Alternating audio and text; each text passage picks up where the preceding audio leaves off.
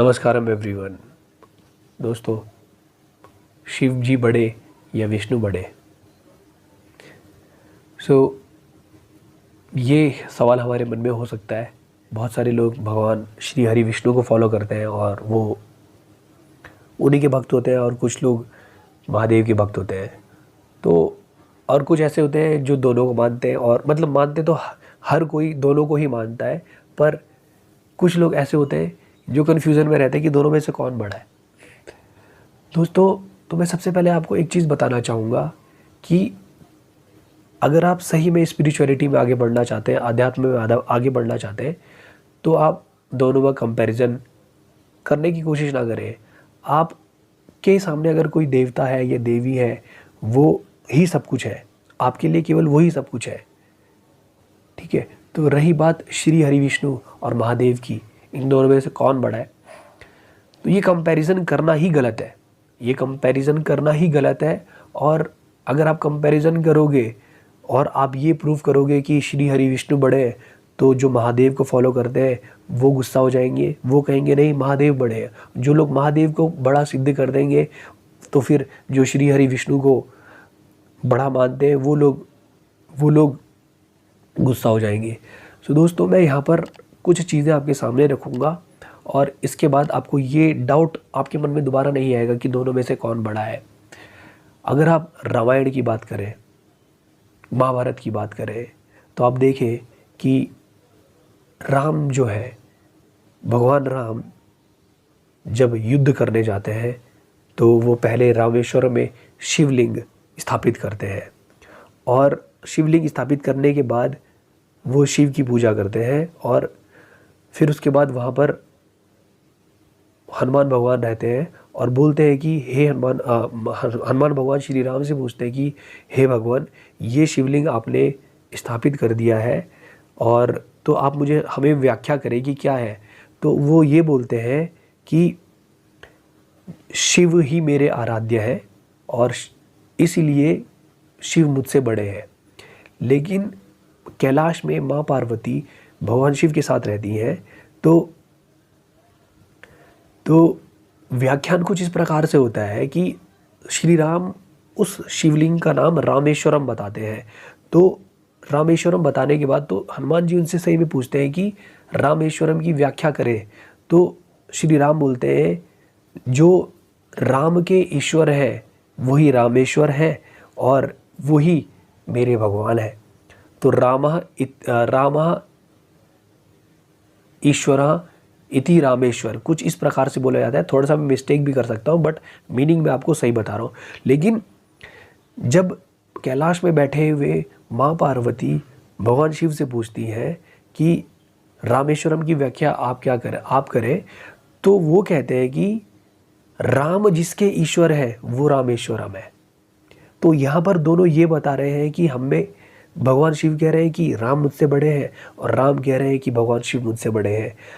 राम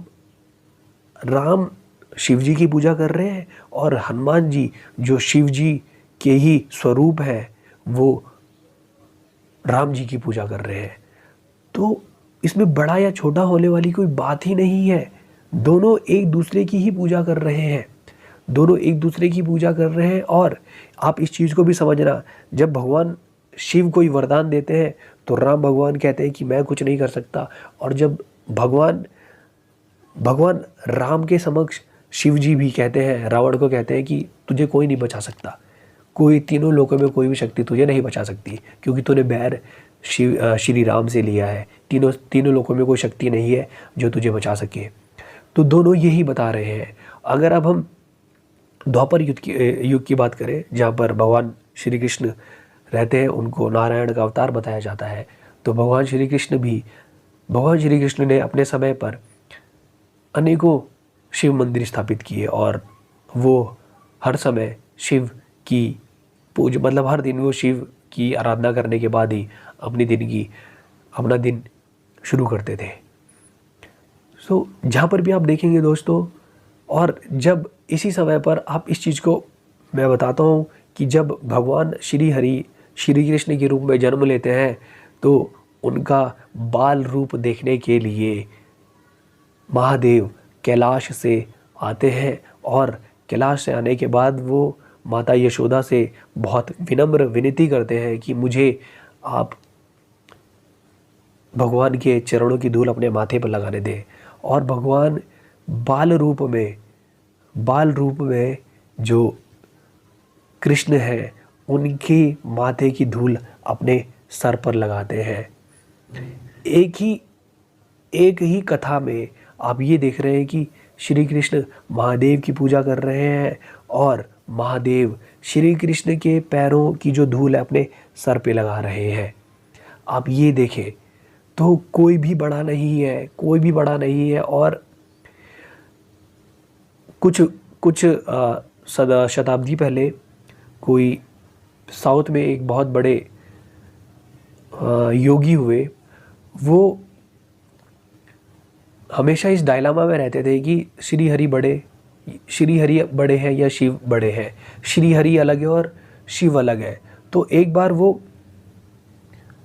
ऐसा कहा जाता है कि शिव के काफ़ी बड़े भक्त होते हैं, लेकिन वो किसी मंदिर के रास्ते में जा रहे होते हैं तो उनको उस जगह पर शिव और श्री हरि दोनों एक साथ दर्शन देते हैं और बताते हैं कि हम दोनों एक ही हैं, हमारे बीच में कंपैरिजन करना बंद करो। दोस्तों, अगर हम इसी चीज़ में रह जाएंगे कि ये बड़ा और ये बड़ा, तो लड़ाई होना निश्चित है।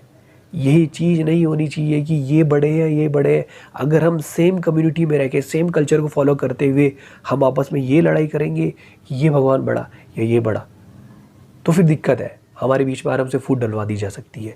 तो इस चीज़ को भी आप रखें। अगर आपके लिए श्री हरि बड़े हैं या आप श्री हरि को मानते हैं तो आप उनको पूजें, और लेकिन कंपैरिजन ना करें कि ये बड़ा है या ये बड़ा है, क्योंकि किसी के बड़े या छोटे होने से हमारे जीवन पे कोई फ़र्क नहीं पड़ेगा।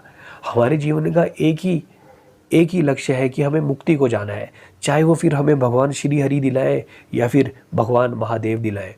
आप इस चीज़ को अपने मन में रखें, कंपैरिजन ना करने दें। अगर आप कंपैरिजन कर रहे हैं तो आप स्पिरिचुअलिटी से दूर जा रहे हैं। स्पिरिचुअल पाथ में आप कंपैरिजन नहीं करते हैं। कंपैरिजन करने का मतलब जजमेंट देना हुआ। जजमेंट आप पास नहीं कर सकते। आप ना ही श्री हरि को जानते हैं, ना ही भगवान महादेव को जानते हैं, तो आप कैसे कंपैरिजन कर सकते हो? अगर आपने कुछ कहानियाँ देखी, वो कुछ कहानियाँ सुनी, कुछ चीज़ें सुनी, उन कहानियों के बेस पर आपने दो चीज़ों को दो भगवान को कंपेयर करने की कोशिश कर दी, तो क्या पता जिस व्यक्ति ने वो कहानियाँ लिखी हो वो अपने हिसाब से वो कहानी लिख रहा हो कि उनके लिए भगवान श्री हरि बड़े हैं, लेकिन अगर उनके सामने महादेव प्रकट हो जाएंगे ना, तो महादेव के चरणों में भी उसी प्रकार से झुकेंगे जैसे वो श्री हरि के चरणों में झुकते हैं। और जितनी भी भारतीय कल्चर में, भारतीय संस्कृति में हमें जो भी चीज़ें सुनाई जा रही हैं वो एक कहानी के रूप में हमारे सामने लेकर आई गई हैं। वो कहानियों का जो मूल स्वरूप है हम उसको अभी नहीं जान पा रहे हैं। वो कहानी के फॉर्म में हमारे सामने चीज़ें रखी गई हैं, वो कहानी को हम लोग समझ नहीं पा रहे, वो कहानी किस लिए सुनाई जा रही है। इसीलिए आप उसको बस फ़िलहाल के लिए आप ऐसा समझ लीजिए कि आपको मोटिवेशन देने के लिए है, पर अगर आपको उसके डीप में जाना है, हर एक कहानी का एक मीनिंग है। जिस प्रकार से हमें ये दिखाया जाता है कि महादेव के मन में काम की इच्छा पैदा होती है तो वो कामदेव को भस्म कर देते हैं। इसका मतलब ये है कि जब वो अपनी ध्यान अवस्था में बैठे हैं तो काम उठेगा, वो उठेगा ही। ये इस चीज़ को रिप्रेजेंट कर रहा है कि अगर हम लोग हैं तो हमारे अंदर काम की जो वासना है वो उठेगी। लेकिन अगर आपकी अवेयरनेस अच्छी है तो जो काम उठा है आप उसको उसी समय पे भस्म कर देंगे, उसी समय पर वो भस्म किया जा सकता है, मतलब उसका प्रभाव आपके ऊपर नहीं पड़ेगा। तो भगवान शिव अपना तीसरा नेत्र खोलते हैं, और जब वो तीसरा नेत्र खोलते हैं तो जो काम इच्छा उठी होती है वो ख़त्म हो जाती है। अगर मैं इसी का कंपैरिजन भगवान बुद्ध से भी करना चाहूँ तो जब भगवान बुद्ध बुद्धत्व को प्राप्त करने वाले होते हैं उससे पहले जो मार है, इस कामलोक का जो राजा है वो उनके आगे अनेक तरीके के प्रलंबन लाता है। देवलोक से या जो भी आप हेवेंस कहे वहाँ से अनेकों अप्सराएं भगवान बुद्ध के सामने लेकर आता है। तो भगवान बुद्ध कहते हैं कि ये सब चीज़ों का मेरे ऊपर कोई असर नहीं पड़ेगा, तो वो भी इसी समय पर काम को ही भस्म कर रहे हैं।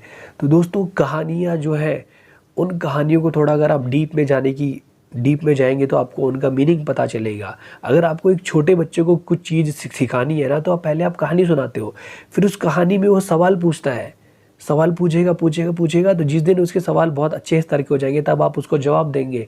लेकिन हम लोगों ने सवाल पूछे ही नहीं, हम लोगों ने सीधा जजमेंट देना पास कर दिया, जजमेंट पास करना शुरू कर दिया।